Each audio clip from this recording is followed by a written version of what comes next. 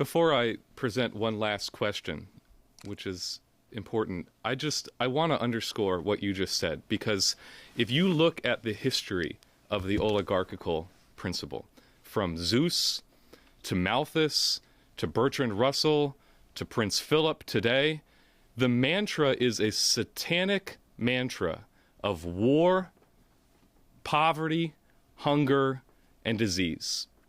And you look at all the effects that we presented here today, every single one of those effects is caused by that satanic belief of the oligarchical system.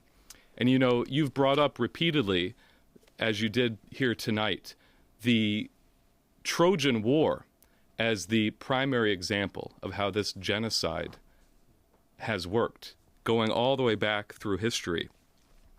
And one thing I think, which is just very important for people to recognize, is that this is known, as you said about Cusa, but as anybody who is aware of the evil of the oligarchical principle knew this, including going back to the time of Homer himself.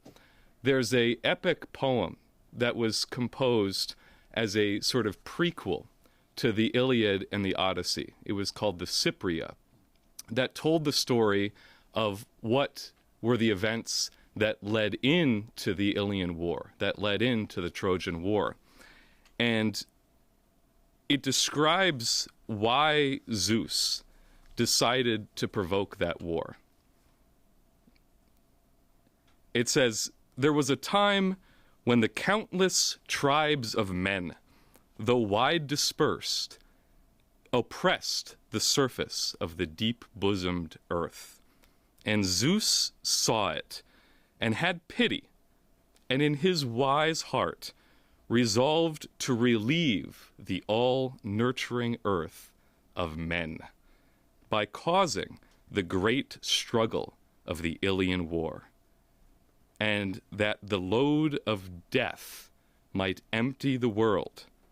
And so the heroes were slain in Troy, and the plan of Zeus came to pass."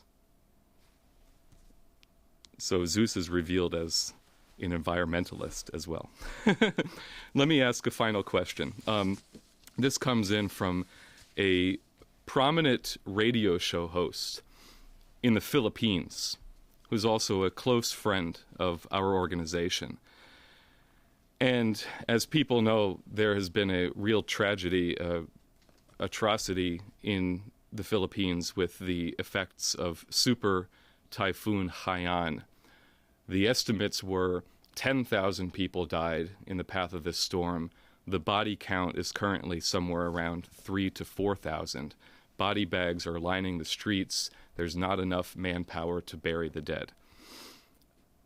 So this fellow asks if you would comment on the disaster in that nation following Super Typhoon Haiyan, which is causing massive destruction and was made far worse by the drastic deficit in infrastructure in that nation to deal with such natural disasters. He says, "Mr. LaRouche, you have had a long and friendly relationship with the Philippines, but you have been very critical of the lack of leadership there since the overthrow of Ferdinand Marcos in 1986 by George Shultz and his cronies, which has left that country impoverished, destroyed its nuclear power program, shut down its industrialization, and ended its food self-sufficiency program, with the result that the Philippines is being left out of the development now going on in the rest of Asia." He asks how you see your proposals for a credit system, major infrastructure, and the fusion-driven Pacific development, how those proposals can deal with this current crisis in the Philippines and similar crises in the future. Well, this has two aspects, the requirement. First of all, the key thing is the building up of a infrastructure, economic infrastructure. But how is this going to occur? We've now at the point where the greatest threat to mankind is the immediate threat, which still is simmering out there, of thermonuclear war. Now, thermonuclear war is the basic choice of warfare among major nations for world wars now, which means that if you take the assembly of the weapon system and the character of the weapon systems available for purposes of general warfare, you have a situation which is capable of extinction of the human species, or nearly extinction of the human species. Therefore, the time has come when the objective has to be to eliminate warfare, because warfare of any general kind is of this nature. Now that means two things. It means you have to realize that there is an element in society, in the world society, which makes wars like this, as we see in Syria, for example. And we've seen it in other cases.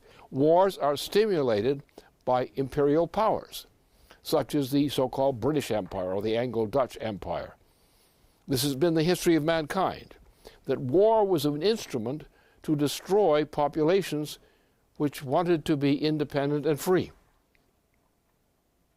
This is what so now, therefore, we've come to this again, but now we've come to it with thermonuclear weapons. And the quantity and effect of thermonuclear weapons is such that you can estimate the extinction of practically a whole part of the world within a matter of an hour and a half by the kind of capability which is out there now. So the time has come that we have to say, question this issue of warfare. Not because we are pacifists, but we're against this kind of warfare. And therefore we have to mobilize ourselves on that basis. We have to stop this manipulation where you stir up little wars and spread them, as we've seen in the Iraq War, the most recent Iraq War, which is absolutely unnecessary. Tony Blair's gift to the whole region. There was no reason whatsoever to start that war. But we had a Bush president at that time. And Bush League presidents are not good things to have around in your own premises. They should be put someplace else. So we have gone into this Obama, fake wars, all kinds of fake wars, mass killings, all kinds of that sort of thing. We have no real need of war. There may be cases where restraint must be imposed, but there are various ways of dealing with that. But what's happened is that these populations are corrupted by an instinct for war, where it's not necessary. What is necessary is the kinds of programs which prevent that. And what we have to do is we have to actually use one of the great weapons we have before us. The great psychological weapon we have before us is Mars, and developing defense systems against nasty asteroids, which might extinguish the whole human population with one blow. So therefore we have plenty of things to do. But the main thing is we have to educate mankind. What we have to do is take leading nations of the world now, or parts of those nations, which recognize what thermonuclear war is, particularly when, in this case where we're standing on the edge of it right now. The potential is there. Therefore, we have to stop that, which means we have to have new objectives, which means, first of all, high technology, very high technology. Thermonuclear fusion has been, since the beginning of the 1970s, thermonuclear fusion has been the method of choice for driving progress in the world. It is right now for us, in our own operation, it's what we want. We need that in the Pacific now, because with the terrible condition of the transatlantic region, as we see in our own country, largely destroyed, we have destroyed much of our ability to live. Not just to live, but the ability to live. And therefore the time has come that we have to create a new alliance among nations. And I think it can be done. if the United States will get rid of this problem we have inside our United States now, I think we could secure the agreement. Russia has been part of that indication. Other nations are part of that indication. The time has come to end this kind of warfare. Police actions which are necessary, fine, that's one thing. But war we must prevent, because war in a serious way is thermonuclear war. And the potential of thermonuclear war is the extinction of the human species. Therefore, it's time for the human species to wake up if it intends to survive.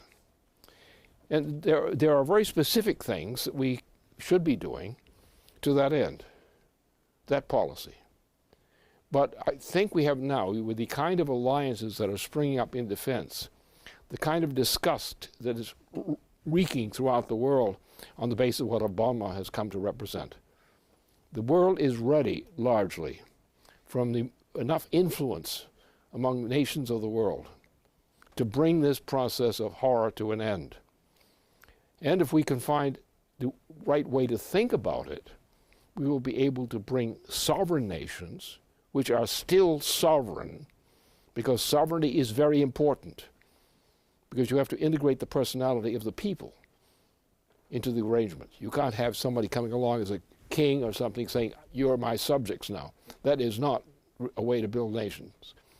But if you get the nations, leaders of nations will recognize what the interest is and define their common goals, which don't have to be identical goals, but they have to be common goals. We do that, we can save this, we can save civilization. Also, the other side of this picture, once we have captured the idea among enough people from enough nations, that the time has come to do just exactly this. And I think now as we see that in the streets, so to speak, Obama is falling. Whether that will be permanent and conclusive or not, we don't yet know. But Obama is now apparently politically doomed. And people are ready, increasingly, to throw him out of office, not to go with the ceremonies. Under those conditions, we may have reached a point where the degree of suffering in the transatlantic region now, such as in our own nation and others, is such that we can probably come to such an agreement. If we can bring, Russia's ready to do that, China is ready to do that, India probably is ready to do that, and so forth and so on. So the willingness to do this, if they can be sure that it is a secure option, now is presented to us by circumstances. We have to change these circumstances which promote this into the actuality of the intention to do this. And we've come to the time where that is practically, from a practical sense, obvious. The great obstacle is the green policy. The green policy is the Trojan policy. It's the oligarchical policy. It's the policy of making people stupid and very hungry and dying. So we simply have to understand that among leading people in the world, that these maniacs who are stirring up all this bloodshed and trouble and nonsense, these maniacs should be quieted down a bit. And sane people of nations who realize what this problem is, what the danger is. There is no nation in the planet which is not threatened today. Threatened chiefly by these kinds of considerations.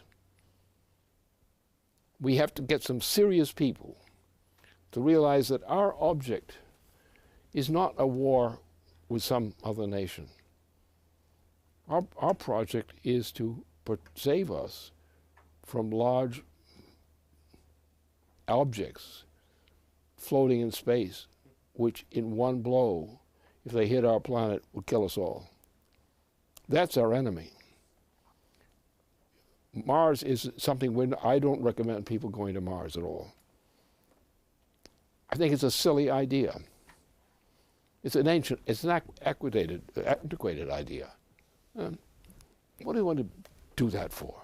We can put on Mars, in more or less near future, if we do this, we can put instruments on Mars we can control what happens on the surface of Mars. We can develop the technologies which are in sight to do that.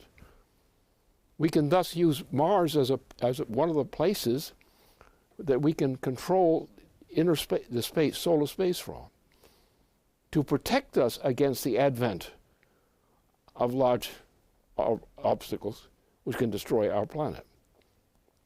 The defense of our planets is what's at stake. And that doesn't mean going out to find another planet to kill. It means stopping these threats which are already endemic in our part of the solar system and prepare our defense against that. And also mankind is going to extend his future from living on a planet to managing a part of the solar system. We won't touch the entirety of the solar system in our lifetimes, specifically not mine. But we can, within, say, the range of Mars and so forth, within that range of solar space, we should and can develop systems which we control from Earth, which will be a means of accomplishing that end. Mankind will not think of themselves as Earthlings anymore. They'll think of themselves as people living on Earth, born on Earth, but who are managing an important section of solar space. And that should be our objective. I think that falls under the subject of solidarity, the common aims of mankind. So that brings a conclusion to our webcast for tonight. Thank you very much, Lynn. And I'd like to thank Dennis for joining me and, of course, our technical staff for making this possible. So thank you for joining, and stay tuned. Good night.